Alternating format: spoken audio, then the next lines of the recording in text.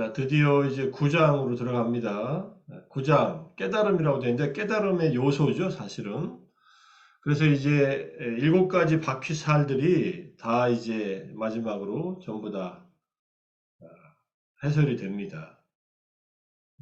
해부학적인 구조, 해부적인 부분들, 요소들, 4대 요소들, 죽음의 명상, 그다음에 느낌, 마음 거쳐서 법에 대한 명상 영역에서 장애들 설명했고, 이제 깨달음의 요소, 이제 요것만 남았습니다. 여기 9장이 다 설명이 끝나면 이제 10장의 결론에 가서 전체적으로 다시 정리를 하니까. 자, 이제 보시면은 깨달음의 요소들, 칠각지, 요소라는 말도 쓰고요, 요인이라고 하는 말도 써요. 칠각지가 나타나면은 깨달음에 가까워졌다, 이렇게 이해해도 돼요. 마음챙김 확립경에서 마음챙김의 깨달음의 요소가 안에 있으면 수행자는 마음챙김의 깨달음의 요소가 내 안에 있다고 안다.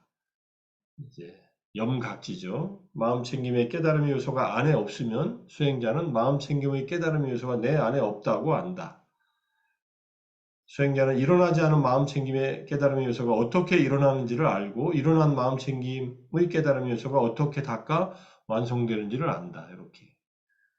있으면 있다, 없으면 없다. 그리고 없는 것을 어떻게 일어나게 하는지 조건을 알고, 그 다음에 이미 일어난 것을 더 닦아서 완성되게 하는 방법도 안다. 이런 뜻입니다. 자, 그래서 7가지 깨달음의 요소, 염각지, 마음챙김, 택법각지, 법의 조사, 정진각지, 에너지라고 해놓고 나중에 이걸 또 다른 말로 쓰니까 우리가 말하는 뭐 몸에서 또 에너지가 나는 게 아니라 어떤 관여하는 것, 적극적으로 어떤 일을 참여하는 것을 말하고, 희열, 그 다음에 경화는 평안이라고 했고, 그 다음에 삼매, 집중, 그 다음에 우페카를 균형이라고 번역을 합니다. 여기서는. 그래서 두 단계를 거쳐서 깨달음의 요소들에 대한 명상을 하는데, 깨달음 요소가 있거나 없는 것을 알아차리고, 없으면 있게 하는 조건을 탐구하고, 그 다음에 더 앞에서 말했듯이 더 닦아서 완성되어 되게끔 이제 한다는 것. 깨달음 요소가 완성된다는 것은요, 아라한이 된다는 뜻이에요. 열반을 체득한다는 뜻이니까. 자, 우리의 마음속에 7가지 깨달음의 요소가 실제로 존재하는 것에서 생기는 중요한 영향은 우리가 깨달을 수 있는 능력을 이제 증명한다는 것. 깨달음의 요소가 있어서 이것이 길러져서 완성되면은 깨달음을 얻는 거니까. 근데 이게 이제 스님이 이제 명상에서 이제 설명할 때 꽃 봉우리처럼 있다고 그래요. 아직 빛이 피지 않은 꽃 봉우리처럼. 근데 이게 언젠가 계속해서 이 수련을 하면은 이 활짝 펴서 이제 만개하고 열매를 열 것이다. 이게 이제 꽃이 피거나 또는 열매를 여는 것을 깨달음의 결실을 얻는다고 할 수 있겠죠. 이 요소들이 비록 지금은 약하지만 지속적인 개발을 통해 더 강해질 수 있다. 우리가 인간으로 태어나서 이 요소들을 이미 그 씨앗이 기본적인 자질로서 갖추고 있고, 아직은 약하고 힘이 없지만 우리가 열심히 노력해서 개발하면 점점 더 강해지고 있고 활짝 뽑힐 수 있다는 거. 다행이죠. 그죠? 이게 다 있어요, 사실은. 조금씩 맛보기도 했습니다. 이걸 강화시켜 나가는 것이 수행이다. 이렇게 보시면 되고요. 자, 깨달음의 요소가 이제 첫 번째 마음챙김이에요. 깨달음의 요소 전체가 일어나기 위한 주된 조건은 마음챙김 그 자체입니다, 사실은. 사띠, 마음챙김이 없으면 깨달음의 요소의 기반을 잃어버려요. 사띠 없으면 깨달음의 요소 전체가 불가능하다, 이런 뜻입니다. 그래서 마음챙김이 확립되면 깨달음의 요소들의 순차적인 증강, 더 커지고 강해지는 것이 일어날 수 있다. 마음챙김의 확립이 얼마나 중요한가 하는 것을 알 수 있죠. 깨달음의 요소로서의 마음챙김은 마음챙김 확립명상 그 자체예요, 사실은.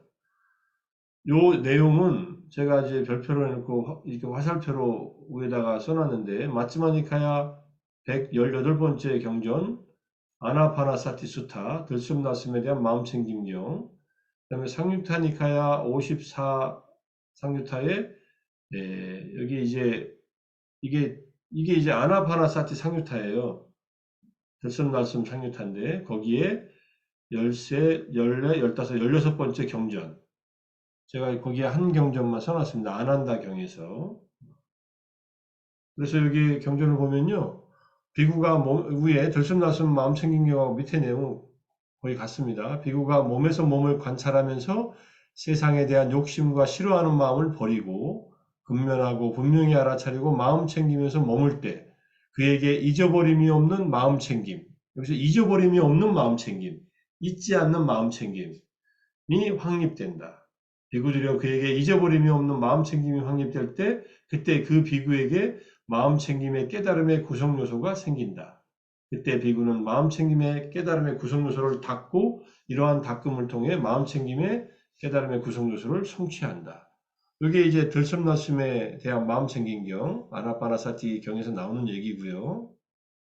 그래서 이렇게 네 가지 마음챙김의 확립을 이렇게 닦고 이렇게 거듭거듭 행하면 7가지 깨달음의 구성 요소를 성취한다. 예, 이렇게 40절에서는 이렇게 얘기하는 내용이 있고요.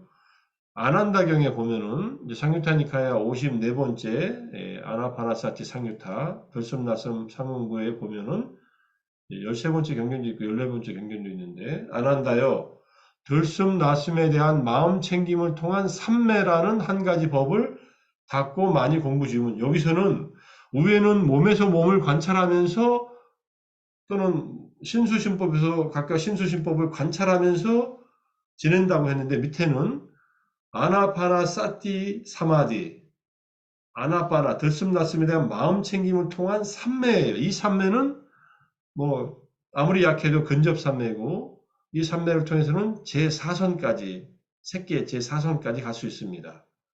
이 삼매를 닦으면은 네 가지 마음 챙김의 확립을 완성하고, 네 가지 마음 챙김의 확립을 닦고 많이 공부 지으면 7가지 깨달음의 구성 요소를 완성하고, 7가지 깨달음의 구성 요소를 닦고 많이 공부 지으면 명지, 지혜와 해탈을 완성한다. 이렇게 나와 있어요. 자, 그러니까 아나파나사티를 통한 삼매를 닦는 사마타 명상을 하고 나서 그 다음에 사념초 수행을 할 수도 있다. 삼매를 닦고 사념초 수행을 윗바사나적으로 하면은 삼매의 토대 위에서 하게 되니까 훨씬 더 수행하기가 쉽겠죠. 이렇게 기본적으로 마음챙김의 확립 명상 자체가 마음챙김의 깨달음의 요소다. 이렇게 이해하시면 됩니다. 그래서 사념초 수행 자체가 깨달음의 요소로서의 마음챙김, 사티 삼보장가, 염각지라고 한다. 그러니까 법문을 듣는 중에도 깨달음의 요소로서의 마음챙김이 일어난다. 그래서 법문을 듣는 중에는요, 밑에 있잖아요. 상유타니까 46번째 상유타에 계경이 있어요. 비구들이여 비구가 이처럼 멀리 떠남을 갖추어 머물면서, 이때 이제 감각적 욕망부터 멀리 떠나요. 또는 뭐 출가를 해요. 그 법을 계속해서 생각하고 계속해서 고찰하면 비구에게는 마음챙김의 깨달음의 구성 요소가 자리 잡기 시작한다. 여기 주 183번 밑에 보시면 마음챙김은 들은 법을 계속해서 생각하는 것과 연관이 있는 것으로 설해지고 있다. 그래서 마음챙김의 기능 중에서 기억이 있어요. 기억. 마음챙김의 기능, 사티 인드리아 중에서 하나가 기억이고 하나가 사념처예요. 그러니까 사념처 수행이 깨달음의 구성 요소로서의 마음챙김, 또는 기억으로서의 법을 기억하는 것, 자주자주 기억하고 그 다음에 계속해서 고찰하는 것이, 이것이 기본적으로 또 깨달음의 구성 요소로서의 마음챙김을 이룬다. 법문을 듣는 중이라고 했지만요, 법문을 듣고 계속해서 생각하는 것. 여기서 계속해서 생각한다는 말이 아누사라띠예요. 아누사라띠는 계속해서 기억하는 거예요. 과거에 들었던 것을 계속 기억해내는 겁니다. 그럼으로써 깨달음의 요소로서의 마음챙김도 확립된다. 현존하는 것에 대한 마음챙김은 강한 흥미와 열린 수용성을 가지고 착수되어야 한다. 이렇게 얘기하고요. 그래서 마음챙김 확립 명상이 심어주는 네 가지 자질은 예리한 흥미가 있어야 되고, 열린 수용성이 있어야 되고, 균형이 잡혀야 되고, 편견 없는 관찰이 있어야 된다. 예리한 흥미라는 말은요, 어떤 경험이 일어나더라도 그 경험을 마음 챙기는 순간 처음 그 경험을 경험한다라고 생각하면서 마음 챙기는 거예요. 이게 예리한 흥미입니다. 하버드 대학의 심리학가 알렌 랭어라고 하는 교수가 마음 챙김을 이런 의미로 썼어요. 새로운 시각으로 경험하는 것. 늘 새로운 시각으로. 실제로 마음 챙김을 하고 있으면서 현재 일어나는 어떤 사건이라도 마음 챙겨 알아차리고 관찰한다면은 항상 처음 마음 챙긴다는 마음으로 마음 챙깁니다. 어제도 했고 오늘도 했는데 왜 자꾸 배를 보라 그래? 코끝에 집중하면 뭐가 리미터가 뜬다는데 나는 며칠 해도 리미터 뭐고 N자도 안 뜨네 이렇게 생각할 수 있어요. 그렇게 하지 말고 그냥 오늘 처음 매번 들이마시는 숨은 처음 들이마시잖아요. 그죠? 매번 내쉬는 호흡도 처음 내쉬는 거예요. 매번 복부가 불러오는 것도 처음 불러오는 거고요. 꺼지는 것도 처음 꺼지는 거예요. 그거를 관념으로 파악하면은 늘 하던 호흡인 것 같지만 호흡은 매번 새로운 호흡입니다. 호흡뿐만 아니라 매번 새로운 순간에 새로운 경험들을 할 뿐이다. 이게 예리한 흥미를 가질 수밖에 없죠. 생동감 있게. 이것을 우리가 잊어먹어요. 그리고 그냥 눈에 보이는 것이 어제와 똑같은 것들이 보이고 똑같지는 않은데도 같은 모양이 보이고 같은 대상을 만나고 같은 일을 하니까 매일 그날이 그날이라고 생각하는데 엄밀하게 말하면 매 순간이 새로운 순간이다. 이거는 여러 번 이제 설명을 듣는 얘기입니다. 매 순간이 첫 순간이다. 매 순간이 새로운 순간이다. 매 순간순간 우리는 순간순간 생겨나고 순간순간 사라지는 것들을 매번 마주하면서 살고 있는데 그렇게 살면 피곤하니까 그냥 대충 똑같다고 생각하고서 더 이상 처리를 안 하는 거예요. 그러면은 이것을 우리의 이 뇌가 그렇게 진화를 한 거예요. 그걸 매 순간 처음 경험한다고 해서 매 순간 늘 긴장해가지고 보라는 얘기가 아닙니다. 매 순간 신선한 감각으로 보라는 얘기예요. 그러면은 훨씬 더 사유에 빠지는 일이 적고 생각으로 빠져가지고 과거나 미래로 왔다 가지 않고 이 순간에 온전하게 깨어 있을 수 있다 이런 얘기입니다. 그러니까 마음을 열고 수용하는 태도를 가져야 되고 균형을 이루어야 되고 이때 나중에 균형은 이제 칠각지의 균형이고 신정진 염정의 오군의 균형을 맞출 때 마음 챙김은 항상 있어야 된다 이렇게 얘기합니다. 그리고 이거다 저거다 편견을 갖지 않고 관찰해야 돼요. 편견은 다 있습니다. 편견이 없을 수는 없어요. 그렇지만은 편견에 휘둘리지 않고 있는 그대로 볼 줄 알아야 된다.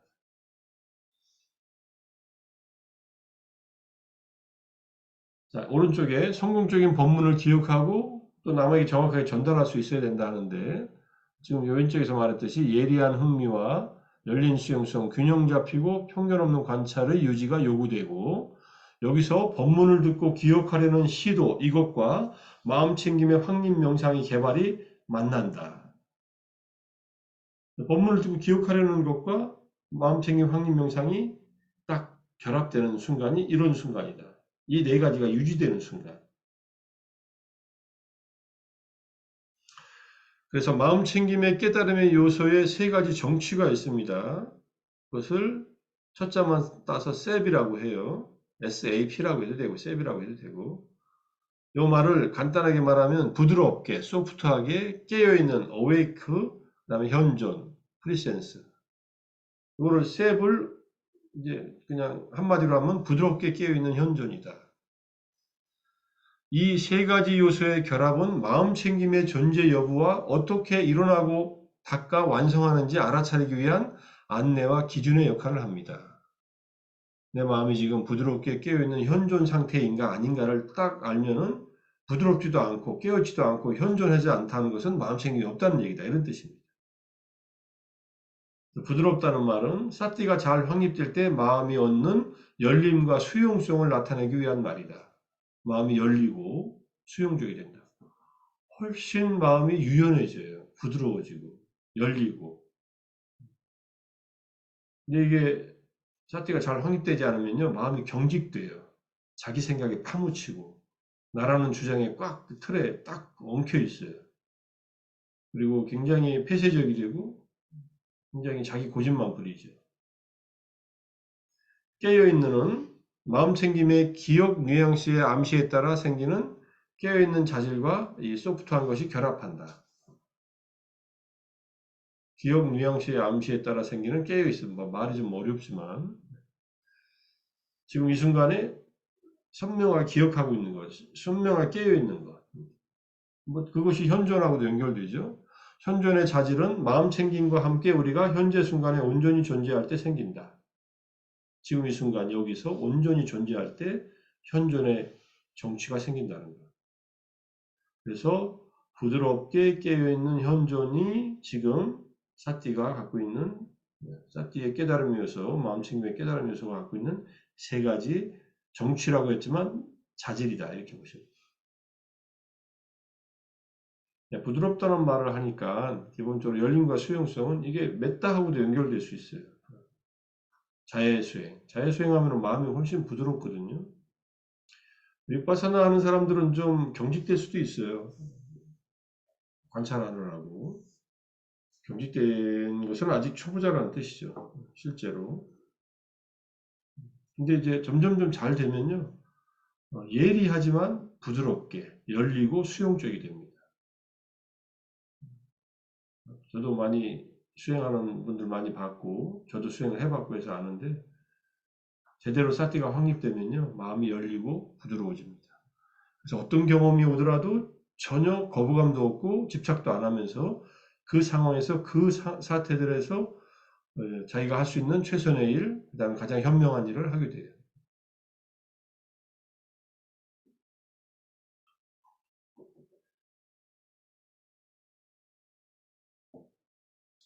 자, 요게 마음 챙김의 깨달음의 요소의 자질에 대한 설명입니다. 뭐, 다 떠나서 아주 간단하게 사띠가 가장 중요하다. 사띠가 없으면 아무것도 되지 않는다. 그래서 사띠는 마음 챙김을 확립시키거나 법을 기억하는 것, 반복해서 기억하는 일과 마음 챙김의 깨달음 요소가 같이 연결되어 있다. 그리고 부드럽게 깨어있는 현존 상태가 마음이 유지가 되는 것이 깨달음의 요소로서의 마음 챙김의 정취다. 뭐 외우기는 어려워도 이해하기는 그렇게 어렵지 않습니다. 부드러운 깨어있는 현존. 부드럽지 않다면은 거칠게가 되겠죠.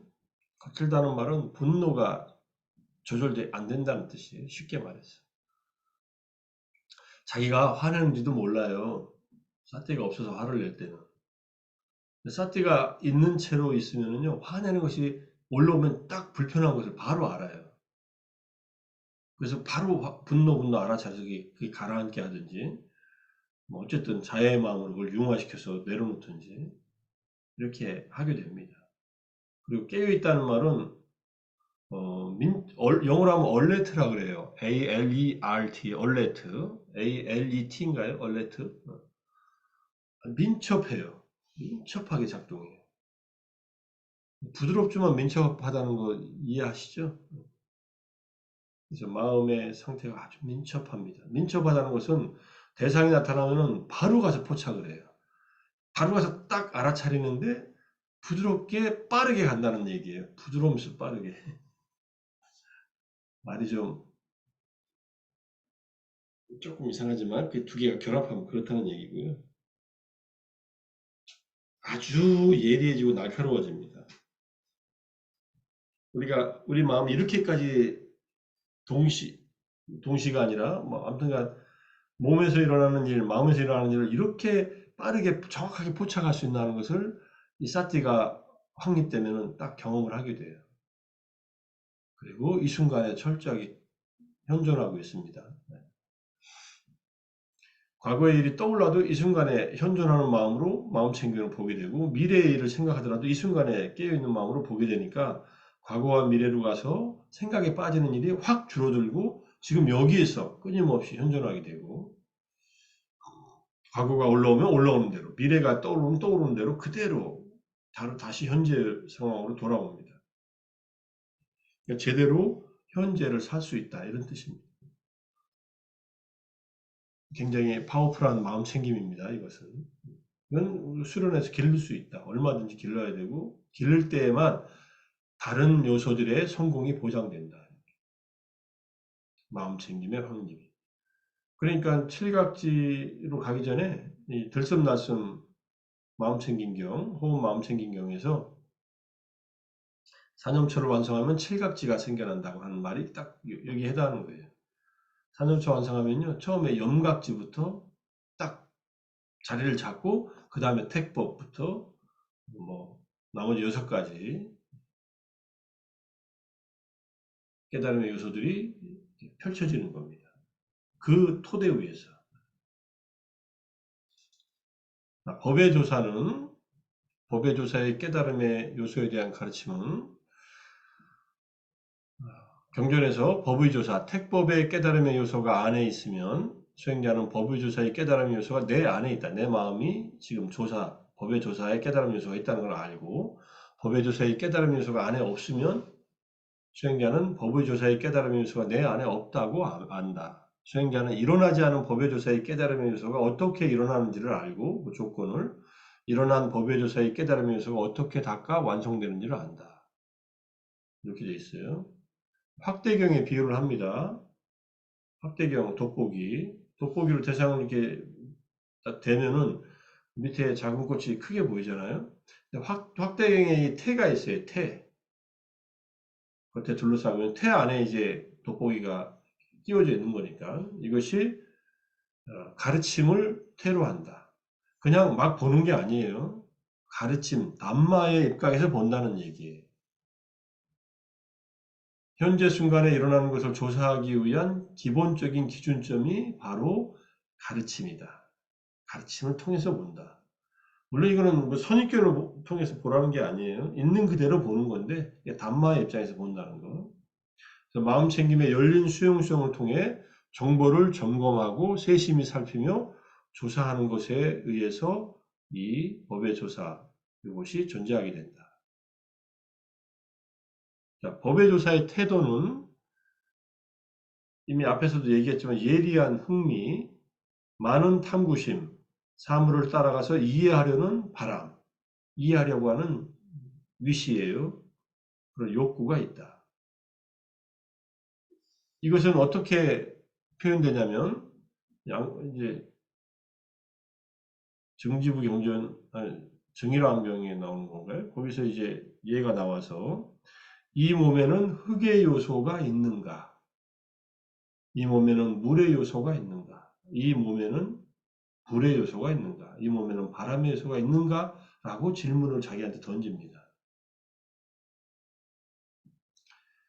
그렇게 던지면서 계속 조사를 하는 거예요. 근데 법의 조사라고 해서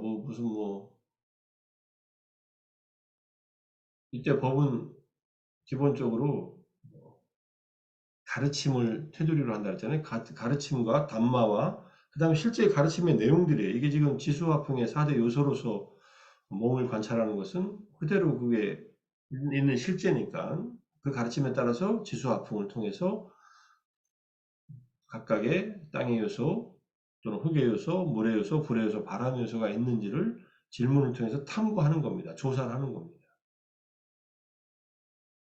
이 조사를 계속하면은 단지 사물이 무상하다고 알아차리는 것 대신에 이것이 정말로 변하고 있는가? 이것은 실제로 무상한가와 같은 질문을 던지는 것을 말한다. 그냥 무상하다라고 생각하는 게 아니라 정말로 변하고 있는가? 실제로 무상한가? 계속 보는 거예요. 특히 마음의 상태에 대한 질문, 이 신념처입니다. 질문은 이 법의 조사의 도움으로 능숙하거나 유익한 것과 능숙하지 않거나 해로운 것을 구별지어 즉각 이익을 얻게 합니다. 능숙하거나 유익한이라는 말, 쿠살라를 아날라이스님이 능숙하거나 스케일풀 오와 베니피셜이라고 했나요? 영어로? 유익하다고 이렇게 하고 빨리 여러 쿠살라를 써놨어요. 또는 아쿠살라는 능숙하지 않거나 해로운. 능숙하다는 말은요, 지혜롭다는 말입니다. 뭘 잘 알아서 잘 한다는 말이에요. 그죠? 근데 유익하다는 말은 우리에게 도움이 되는 좋은 이런 뜻이에요. 쿠살라를 스킬풀이라고 번역하기도 하고 호울섬이라고 번역하기도 합니다. 근데 영국의 카전 교수라고 하는 분은 스킬풀이라고 번역하는 걸 좋아했고, 그다음에 스미트 하우젠 아나레스의 스승은 호울섬이라고 하는 것을 좋아했어요. 그러니까 이 두 가지 말을 다 쓰고 있는 거예요. 그래서 제가 이걸 보고서 쿠살라와 아쿠살라에 대해서 조금 더 이해하시면 좋겠다 싶어서 제가 오른쪽에 그 커즌 교수의 Good or Skillful이라고 하는 논문, 쿠살라인 캐논 앤 커멘터리 그 논문과 그 다음에 뭐 그런 것을 통해서 쿠살라를 분석하는 것을 소개하고 있는 겁니다. 카즈는 기본적으로 불교의 수행과 관련해서 능숙한이라는 의미로 쿠살라를 번역하고 있습니다. 본 논문에 의하면 위의 논문 카즈의 굿와 스킬풀에 의하면 쿠살라는 4단계로 의미가 발전했습니다. 첫 번째 본래 의미는 지적인, 현명한이라는 뜻이에요. 쿠살라는. 두 번째는 브라흐마나 문헌, 힌두교의 문헌 중에 고대 문헌입니다. 마술과 희생의례를 잘 하는 것. 바라몬들은 이를 위한 지혜가 필수적이다. 잘 하려면은 잘 알아야 돼요. 그죠? 제사 지내려면 만약 예에 맞게 조선시대의 성리학의 예에 맞게 제사 지내려면은 예기를 잘 읽어봐야 돼요.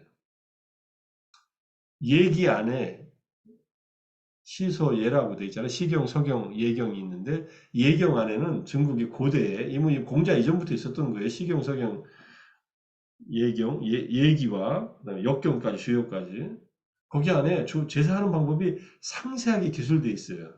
야, 옛날 사람들이 이렇게 제사 지냈구나 하면서 저도 예전에 학부 때 공부하면서 이제 종교학과 강의에서 아마 얘기를 읽어봤던 것 같아요. 얘기에 쓰여있는 제사법 이런 것이구나. 근데 그걸 제사를 잘 지내려면 그걸 잘 알아야 될 거 아니에요. 그런 의미입니다. 그 얘기에 해당하는 게 여기 브라마나 문헌에 이제 희생 의례의 조항들이 있어요. 그 다음에 세 번째 A는 빨리 경전에 의하면 다른 전통에서의 명상 또는 고행 수행에 능숙한 것, 또 수행을 도와주는 행위, 즉 계에도 능숙한 것이 포함되고 3의 B는 보시와 희생제를 하는 것에 능숙함. 이거는 위에 이제 힌두교 문헌에서 말하는 희생이라는 것과 능숙한 것하고 비슷하죠. 불교의 윤리 용어로 해석되고 계등을 잘 지키는 것과 관련되었다. 계등을 잘 지키면은 쿠살라라고 한 거예요.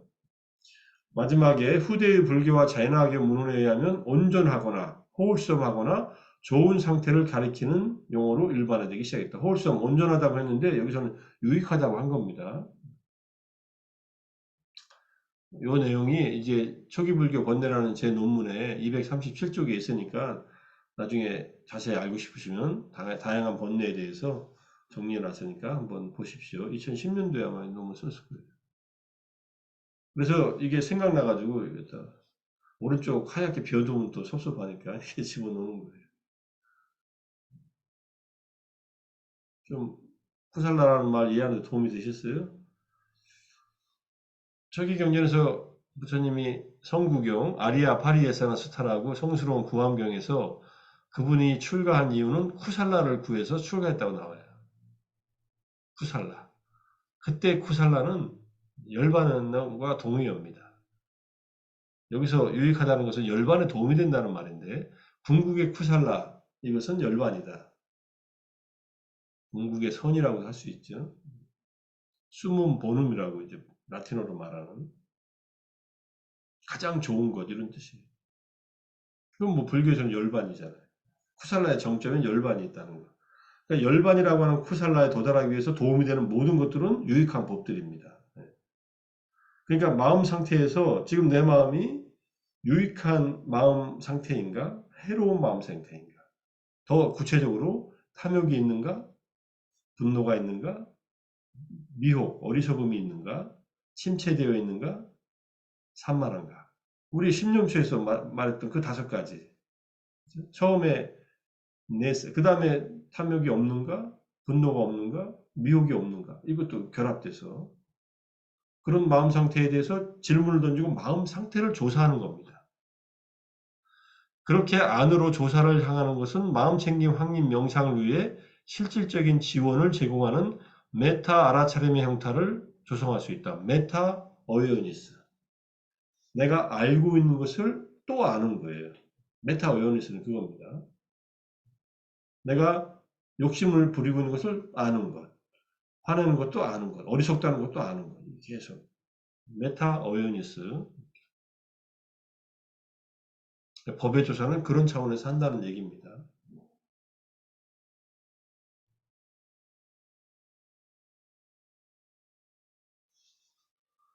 자, 법의 조사 이 정도로 설명하고요. 그 다음에 에너지. 에너지라고 하는 것은 탐구심의 태도를 확립하기 위해서, 앞에 법의 조사를 확립하기 위해서는 끈기가 필요하다. 이제 끈기를 에너지라고 하는 겁니다. 영어로 에너지니까. 만일 에너지의 깨달음의 요소가 안에 있으면 차라리 끈기라고 하는 게 좋은데, 끈기하면 좀 또 그런가요? 기본적으로 이건 정진의 한문으로 해서 그냥 정진이라고 합니다. 수행자는 내 안에 에너지의 깨달음 요소가 있다고 알고, 만일 에너지의 깨달음 요소가 안에 없으면 수행자는 내 안에 에너지의 깨달음 요소가 없다고 안다. 수행자는 일어나지 않은 에너지의 깨달음 요소가 어떻게 일어나는지를 알고, 일어난 에너지의 깨달음 요소가 어떻게 닦아 완성되는지를 안다. 이렇게. 그래서 지속적인 조사는 진정한 진보를 펼치기 위해서 필요하고, 이런 조사를 유지시키는 것은 에너지의 깨달음의 요소입니다. 계속 조사하게끔 만드는 거예요. 여기서의 에너지는 생명 에너지, 우리가 흔히 말하는 음식을 먹고 생기는 그런 에너지가 아니라 우리가 하고 있는 것과 경험하고 있는 것에 적극적이고 계속적으로 관여한다는 의미에서 끈기를 말합니다. 그래서 흔들림 없는 에너지는 인내심을 가져야 되고 과업을 가까이 유지하는 유지의 중요성을 통해서 이루어진다. 인내심의 중요성과 과업을 가까이 유지하는 그 유지의 중요성입니다. 그래서 이런 적극적인 관여는 몸의 차원과 정신의 차원이 있다. 그래서 유지의 중요성을 말하는 것은 여기 각지 보장과 상유타의 51번째 경인 자양분경이 있어요. 아하라 수타라고. 여기에서 11절에 보면 3단계의 정진의 얘기가 나옵니다. 좀 작지요? 나중에 큰 화면에서 보세요. 비구들이여, 그러면 아직 일어나지 않은 정진의 깨달음의 구성요소를 일어나게 하고 이미 일어난 정진의 깨달음의 요소를 닦아서 성취하는 자양분이 무엇인가? 정진을 시작하는 요소와 벗어나는 요소와 분별하는 요소가 있어 거기에 지혜롭게 마음의 잡돌이 하기를 많이 공부 지으면, 지혜롭게 주의를 기울여 공부 지으면 아직 일어나지 않은 정진의 깨달음의 구성요소를 일어나게 하고 이미 일어난 정진의 깨달음의 구성요소를 닦아서 성취하게 하는 자양분이다. 이렇게 해놓고 나아가서 각주의 주석서에 보면은 11가지 법이 있어 정진의 깨달음의 구성요소를 일어나게 한다. 첫 번째, 악처 등을 두려움을 반조한다. 내가 이 생에 수행 안 하고 탐진치에 찌들어 죽으면은 결국은 다음 생은 괴로운 존재로 태어나서 지옥, 축생, 악의 아수라 세계에 떨어지면 어떻게 하나 하는 두려움에서 정진하는 마음을 일으키고, 두 번째, 이정을 봄, 두려움을 반조하고, 그 다음에 이점, 좋은 점이죠, 뭐, 그죠? 정진을 했을 때 좋은 점, 정진을 하면은 악처에 태어나지 않고, 뭐, 선처에 태어날 수 있다는 좋은 점이고, 세 번째, 가야 할 길의 과정을 반조함, 네 번째, 탁발한 음식을 공경함. 이거 중요합니다. 탁발할 때, 그래서 탁발이 중요한 경험이 되는 거예요. 미얀마의 그 91년도 가서 이제 보름 만에 미얀마 승복 개받고 갈아입고서 아침마다 탁발을 나가요. 거기는 아침 뭐 6시에 뭐 6시 반쯤에 나가는데 탁발 나가서 한 바퀴 돌고 오면요 정신이 번쩍 나요. 어떤 정신이 나냐면 저 신도들은 매일 새벽에 새벽도 뭐 꼭두 새벽은 아니고 환해진 다음에 가지만 6시 반쯤에 나가면 거의 같은 집만 다니거든요. 그 길이 정해져 있어요. 그 신도들도 주는 스님들이 따로 정해져 있어요. 다 알아요. 뭐 우리가 이제 누구한테 보시를 할 건지. 매일 밥을 해가지고 밥도 조금 하는 게 아니라 우리 식으로 하면은 어떤 밥솥 한 20인용 밥솥에 거의 한 가득을 해갖고 나와요. 쌀은 싸요. 그거 우리 돈으로 하면은 뭐 1,000원도 안 될지도 몰라요. 그렇지만은 그 밥을 해갖고 나오는 정성이 얼마나 그거를 한 50집을 쭉 받아가지고 오면요. 야, 열심히 정진해야겠구나. 이런 생각이 저절로 납니다. 그래서 여기서 탁발한 음식을 공경한다는 말이 그런 의미예요. 정법의 유산의 위대함을 반주함. 정법의 유산이 위대한데 내가 이 정법을 공부하고 수행 안 할 것인가 이런 뜻이고 스승의 위대함을 반주함. 부처님으로부터 또는 내가 직접 가르침을 배운 스승의 위대함을 반주하면 열심히 정진하겠고 태생의 위대함을 반주함. 인간으로 태어났잖아요. 이거는 아주 절호의 기회라는 거예요. 수행할 수 있는. 동료 수행자들의 위대함을 반주함. 동료 수행자들이 있어서 내가 같이 수행할 수 있으니까 얼마나 고마우냐. 이런 좋은 기회에 수행하자. 이런 얘기고요. 게으른 사람을 멀리 해야 됩니다. 정진하려면. 맨날 놀러 다니는 사람하고 같이 하면 같이 놀러 다닐 수밖에 없잖아요. 부지런히 정진하는 자는 가까이 함. 이것도 맞는 말이고, 열심히 정진하는 사람 옆에 있으면요. 같이 앉게 되고 같이 수행하게 됩니다. 그것에 대해 마음을 기울임. 이런 것들에 대해서 마음을 기울인다. 뭐, 시작하는 요소는요. 명상을 처음 시작하는 거예요. 이게 첫 번째 정진입니다. 근데 처음 시작했는데 열심히 명상하다 보면요. 바로 다리 아프고 허리 아프고 온몸이 아프고 막 이래요. 병이 나서 아픈 게 아니라 자세가 익숙하지 않아서. 그럴 때 그 어려운 고비를 벗어나야 돼요. 벗어나는 요소. 그걸 벗어나서는 언제까지 이 정진을 하느냐? 목적지에 도달할 때까지, 분발해서 열반에 도달할 때까지 나아간다. 이런 뜻입니다. 그래서 시작하는 요소, 벗어나는 요소, 분발하는 요소 세 단계로 정진을 쭉 이어간다. 자, 그 다음에 몸의 적극적인 이 관여, 이 정진은 몸의 차원과 정신의 차원이 있다 해서 찾아보니까 여기 부처님께서 방법경에서 같은 이 bod장가상유타 깨달음의 요소 상응에서 52번째 경에서 비구들이여 육체적인 정진도 무엇이든지 정진의 깨달음의 구성 요소이고 정신적인 정진도 무엇이든지 정진의 깨달음의 구성 요소이다. 그러므로 정진의 깨달음의 구성 요소라는 이러한 개요로 표현된 것은 이런 방법에 의해서 두 가지다. 육체적 노력, 정신적 노력. 육체적 노력은 뭡니까? 열심히 걷기 명상 하는 거예요. 몸을 움직여서 활발하게. 정신의 깨달음 요소는 마음에서도 계속 자기 수행 주제를 끊임없이 열심히 게으르지 않고 계속 윗닦아하고 윗자라하고 일으킨 생각에 지속적 고찰을 적용하면서 계속 집중하든지 관찰하는 노력을 하는 거죠. 마음의 깨달음의 구성 요소죠. 정신적인 정진. 이런 내용이 나와 있고 여기에 대해서는 아무것도 설명이 안 돼 있어요.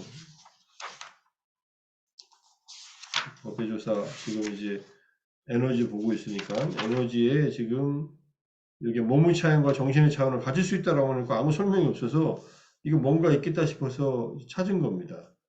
그랬더니 이런 구절이 나와가지고 지금 280페이지 보고 있어요. 정진은 일단 시작하고 중간에 여러 가지 어려움을 겪더라도 좌절하지 않고 그만두지 않고 벗어나고 난관을 벗어나고 수행하는 사람들의 난관은요 수행이 잘 안 된다는 것이에요. 근데 평소에 수행을 안 하고 살았으니까 잘 안 되죠. 그럼 뭐 시작하자마자 잘 되면은 얼마나 좋겠어요, 그죠? 안 되는 게 정상입니다. 안 하던 일을 하면 그게 잘 되겠냐 이 소리예요. 근데 잘 안 될 때 나는 수행에 소질이 없나 봐. 연습도 안 해보고 그렇게 그냥 좌절하고 말고 그만두고 말아요. 적어도 한 달이나 3개월 정도 열심히 해보고 아니면 다른 걸로 바꿔도 되는데 해보지도 않고 열심히 노력을 안 하고 끈기를 가지고 해보지도 않고 그냥 포기하면은 어떤 일도 할 수 없습니다. 그래서 이것을 하는데 중요한 스승의 가르침이나 또는 뭐 좋은 사람들과 함께 도반들과 함께 연대해서 하는 것이 중요하죠. 자, 이게 에너지입니다. 인내심을 가지고 끈기를 가지고 시작했으면은 중간에 멈추지 않고 어려움을 극복하고 끝까지 계속 밀고 나간다. 끝은 부동의 시메탈, 아라한의 깨달음, 아라한과의 성취입니다. 그전에는 정진을 놓으면 안 된다. 근데 어느 정도 정진을 하다 보면요, 정진도 힘을 받아요. 탄력을 받아요. 그러면 애쓰지 않아도 정진을 하고 있게 돼요. 처음 하는 사람들은 애써야만 됩니다. 왜냐하면 이미 우리는 5가지 덮개나 뭐 탐진치의 어떤 강한 흐름 속에 빠져 있기 때문에 이거 헤쳐나오려면은 많이 에너지를 써야 돼요. 노력을 많이 해야 돼요. 어느 정도 헤쳐나오면은 그다음부터는 자연스럽게 편안하게 갈 수 있습니다. 에너지 이 정도 설명합니다.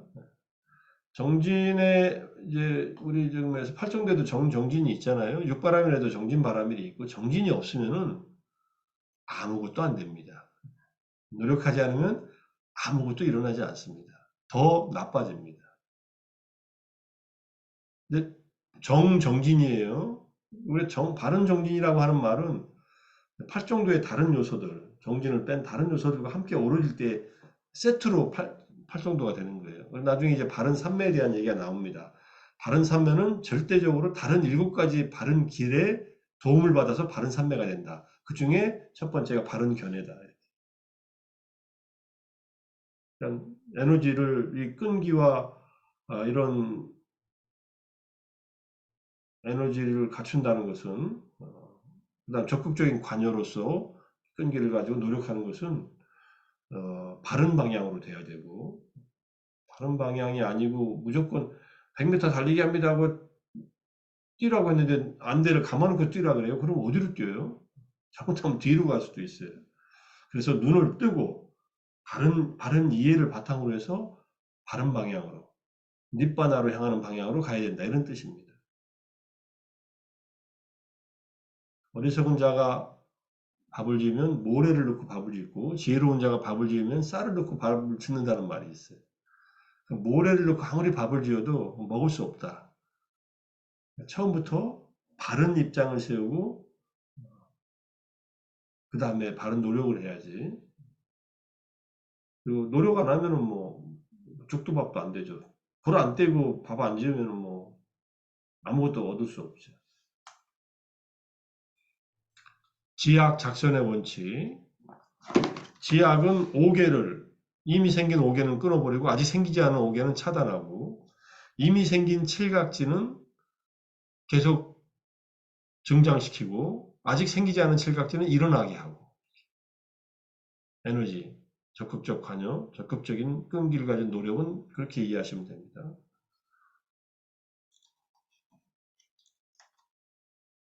희열,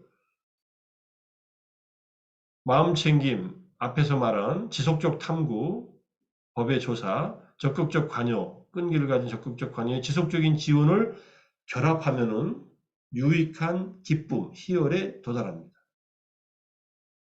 만일 희열의 깨달음의 요소가 안에 있으면 수행자는 희열의 깨달음의 요소가 내 안에 있다고 알고 희열의 깨달음의 요소가 안에 없으면 수행자는 희열의 깨달음의 요소가 내 안에 없다고 안다. 수행자는 일어나지 않은 희열의 깨달음의 요소가 어떻게 일어나는지를 알고 일어난 희열의 깨달음의 요소가 어떻게 닦아 완성되는지를 안다.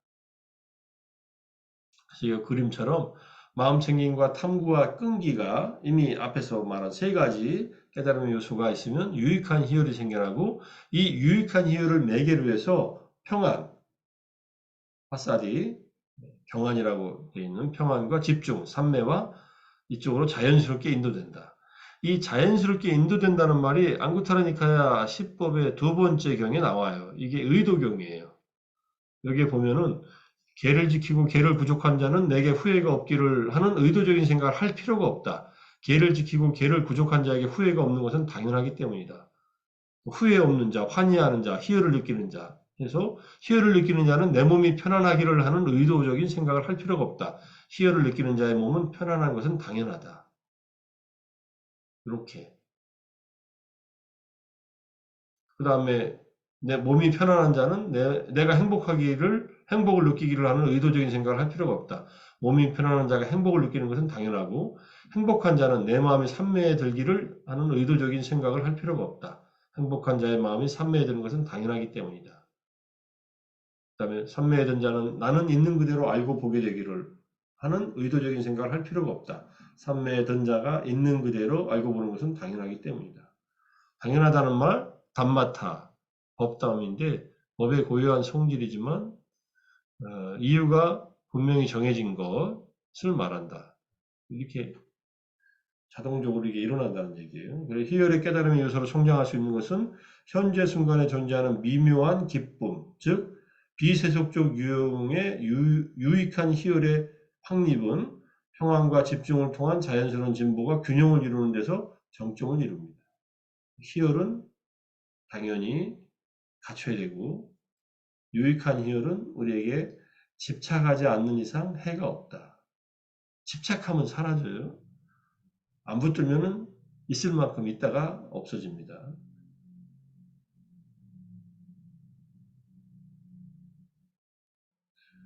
우리가 이 마음 챙기고 법의 조사를 하고 정진을 하면요.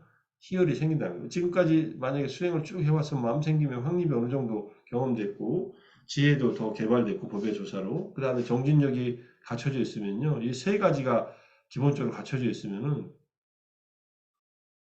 지혜와 바른 정진과 바른 마음 챙김만 있으면 나머지 것들은 쏟아져 나온다는 얘기예요. 자연스럽게.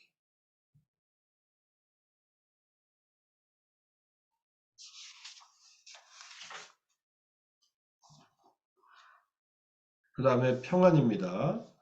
유익한 희열이 자연스럽게 진정하는 효과가 마음의 평안이다.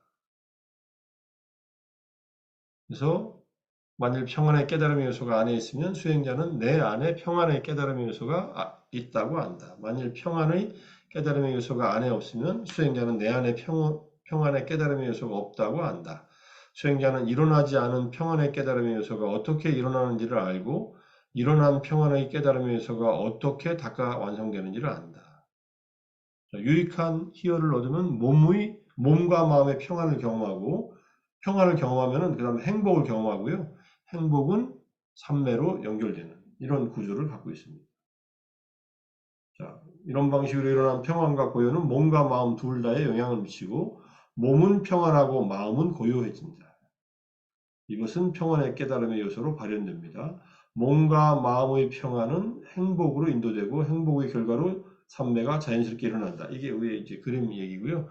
자, 그래서 상유타니카야 깨달음의 요소 상유타 두 번째 경전 까야수타 몸경이에요. 여기 몸경에 의하면 무엇이 아직 일어나지 않은 고요함의 깨달음의 구성요소 이때 고요함이라고 했습니다. 여기서 말하는 평안을 일어나게 하고 이미 일어난 고요함의 깨달음의 구성요소를 닦아서 성취하게 하는 자양분인가. 여기 고요함의 깨달음의 구성요소 파사디 삼보장가 경안각지 비구들이여 몸의 고요함과 마음의 고요함이 있어 거기에 지혜롭게 마음에 잡돌이하기를 주의를 기울이기를 많이 공부 지으면 아직 일어나지 않은 고요함의 깨달음의 구성요소를 일어나게 하고 이미 일어난 고요함의 깨달음의 구성요소를 닦아서 성취하게 하는 자양분이다. 그리고 주 180에 쭉 주석수의 얘기를 설명을 하고요. 맨 밑에 이제 강목수님이 본문은 문자적인 뜻 그대로 육체적인 몸과 마음으로 이해하여 육체적인 고요함과 정신적인 고요함, 육체적인 평안과 정신적인 평안으로 이해해도 무방할 것이다. 이렇게 달아놨어요. 보통 몸이라고 하는 것은 세 가지 무더기, 느낌과 수상행을 말하는데 마음 부수의 몸이라고 하는데 여기서는 그렇게까지 얘기할 필요 없다. 마음이 편안해지면요, 평안해지면 몸도 평안해져요. 이게 경안이라는 말을 더 간단히 말하면 스트레스 없이 홀가분한 상태라고 이렇게 이해하시면 돼요. 마음이 그러면은 몸도 호르몬 분비도 정상적으로 이루어지고 편안해지죠. 당연히. 그렇게 이해하시면 어떨까요? 네. 그 다음에 집중. 오늘 그냥 균형까지만 마치겠습니다. 한 5분 더 하겠습니다. 집중은 침착하고 통일된 고요함, 사마디를 말합니다. 자, 똑같이 경전에서는 만일 집중의 깨달음의 요소가 안에 있으면 수행자는 내 안에 집중의 깨달음의 요소가 있다고 안다. 만일 집중의 깨달음의 요소가 안에 없으면 수행자는 내 안의 집중의 깨달음의 요소가 없다고 안다. 수행자는 일어나지 않은 집중의 깨달음의 요소가 어떻게 일어나는지를 알고 일어난 집중의 깨달음의 요소가 어떻게 닦아 완성되는지를 안다. 그리고 중요한 지적입니다. 이 지점에서 일어나는 집중, 삼매는 바른 집중의 8정도의 요소를 충족합니다. 8정도에 있는 사마, 삼마디를 충족하고요. 여기에 의하면 정의는 8정도의 다른 바른 견해부터 시작해서 바른 마음 챙김까지 7가지의 요소를 지원하고 그것들에 의해 지원받는 집중이 바른 집중이다. 이렇게 설명하고 있어요. 이게 이제 위대한 마음가짐에서 조건과 도움이 되는 것이 함께한 성스러운 바른 삼매를 설하리라. 바른 견해, 바른 사유, 바른 말, 바른 행위, 바른 생계, 바른 정진, 바른 마음 챙김이 있으니 이들 7가지 구성 요소를 갖춘 마음이 한 끝에 집중됨을 일러 성스러운 바른 삼매가 조건을 가졌다고 한다. 그래서 우리는 바른 삼매라고 하면은 반드시 8정도의 다른 7가지를 겸비한 삼매다 이렇게 보시면 돼요. 그래서 불교 이외에도 삼매는 많이 닦았어요. 알라라깔라마 우따까라마부타라는 분들도 무색개정을 다 닦았는데 그분들은 바른 견해가 없었기 때문에 그건 바른 삼매에 해당하지 않는다 이런 뜻입니다. 이해가 되시죠? 그래서 바른 삼매를 정의하면은 정견부터 시작해서 다른 8정도의 7가지 요소들이 같이 조건이 돼서 일으킨 삼매가 바른 삼매다. 그 다음에 또 하나 예류자는 바른 견해로 성취되고 예류자는 지혜에 의해서 바른 견해 지혜예요. 윗바사나의 지혜라고 해도 됩니다. 그것은 그것의 깊이가 어떠하든 예류자의 바른 견해를 통해서 성취된 예류자의 삼매는 바른 집중으로 삼매가 바른 삼매로 바뀐다는 뜻이에요. 이거는 쉬운 5번째 상유타의 5번째 경에 사리푸타 경에 이렇게 나옵니다. 사리푸타여 흐름에 든 자라고 한다. 어떤 것이 흐름에 든 자인가? 세존이시여 8가지 구성요소를 가진 성스러운 도를 부족한 자를 흐름에 든 자라고 하나니 이러한 이름을 가지고 이러한 족성을 가진 그런 존재를 뜻합니다. 그러니까는 정견에서부터 바른 견해부터 바른 삼매까지를 갖춘 자가 비로소 예류다. 흐름에 든 자이다. 이렇게 설명하는 겁니다. 바른 견해, 바른 삼매라는 것은 8정도에서 다른 7가지 요소를 갖췄을 때 일어난다. 이렇게 보시면 됩니다. 마지막 균형까지만 하겠습니다. 우페카, 마음의 최상의 균형, 포이지라고 하는 말을 여기서는 쓰겠다. 다른 문맥에서는 이코노미티, 평정이라고 쓰겠다. 이렇게 하면서 여기서는 균형이라고 쓰더라고요. 괜찮습니다. 만일 균형의 깨달음의 요소가 안에 있으면 수행자는 내 안에 균형의 깨달음의 요소가 있다고 안다. 만일 균형의 깨달음의 요소가 안에 없으면 수행자는 내 안의 균형의 깨달음의 요소가 없다고 안다. 수행자는 일어나지 않은 균형의 깨달음의 요소가 어떻게 일어나는지를 알고 일어난 균형의 깨달음의 요소가 어떻게 닦아 완성되는지를 안다. 그래서 깨달음의 요소들의 점차적인 발생에 대한 빨리어 설명에 의하면 균형 잡고 집중된 마음을 잘 보는 것이다. 여기 영어로 이렇게 되어 있어요. One looks with equanimity at the mind that has been concentrated in this way. 이렇게. 균형 잡고 집중된 마음을 보는 것. 그렇게 되면은 요 경전은 위에 들숨날숨에 대한 마음 챙김 경에 나와 있어요. 마음이 그렇게 삼매에 들어 그는 안으로 평온하게 된다. 비구의 마음이 그렇게 삼매대로 안으로 평온하게 될 때 그때 그에게 평온의 깨달음의 구성요소가 생긴다. 이렇게 설명하고 있으니까 여기 이제 빨리어의 설명이고요. 한역 자바함 810번째 경전에 보니까 제가 여기 한문도 써놨고 그다음에 영어 번역도 써놨고 영어 번역은 이 퍼스펙티브 사티파타나입니다. 우리말로 이게 한역으로 읽는 알아차림 확립수행 359쪽에 나와 있어요. 여기 이 한역 아함경에 의하면은 내적인 균형을 잡고 사는 것, 욕심과 슬픔 또는 불만으로부터 자유로운 것. 이게 SA 장음은요, 상유타 아가마라는 뜻이에요. 810번째 경전. 대정장경 2권의 208쪽에 중단의 끄트머리 부분에 있습니다. 정각분 만족이 탐우 증멸, 즉 평등사, 이시 방편, 수 사각분, 수 사각분이 사각분 만족 이렇게 되어 있죠. 집중의 깨달음 요소가 완전해질 때 탐욕과 슬픔은 멈추고 균형과 평정을 얻는다. 그때 평정의 깨달음 요소를 부지런히 개발한다. 이와 같이 평정의 깨달음 요소를 개발하여 평정의 깨달음 요소는 완전해진다. 이렇게. 7개의 줄이 있는 시타르 연주에 비유해서 연주하기 전에 연주자는 가장 높은 높이에서 가장 낮은 높이에서 가장 높은 음에 이르기까지 시타르의 줄들을 하나씩 살펴보며 줄들이 적절하게 튜닝되어 있는지 서로 조화를 이루고 있는지 확인합니다. 7개의 줄이 하나하나가 음계가 맞아야 되니까 튜닝하는 거예요. 어떤 줄도 너무 팽팽하든지 너무 느슨하지 않게 적절한 순서로 각 줄의 소리를 내어본 후 각 줄의 소리를 내어본 후 시타르 연주자는 연주할 준비를 하게 된다. 그래서 깨달음의 요소는 마음챙김에서 시작해서 균형에서 정점을 이룬다. 7가지 중에서 마음챙김, 법의 조사, 그 다음에 희열, 그 다음에 이제 편안함, 그 다음에 행복, 집중, 그리고 이제 마지막 균형. 그래서 깨달음의 요소의 개발은 이제 순차적인 증강으로 시작한다. 마음챙김부터 시작해서 균형까지 쭉 지나오면서 같이 완성돼 간다. 이런 뜻입니다. 마음챙김부터 시작한다는 거. 그래서 여기까지 일단은 칠각지에 대한 각자 설명하고요. 다음 시간에 11쪽부터 깨달음의 요소들의 균형 잡기부터 다시 공부하겠습니다. 여기서부터 설명하겠습니다. 혹시 질문 있으면 하셔요?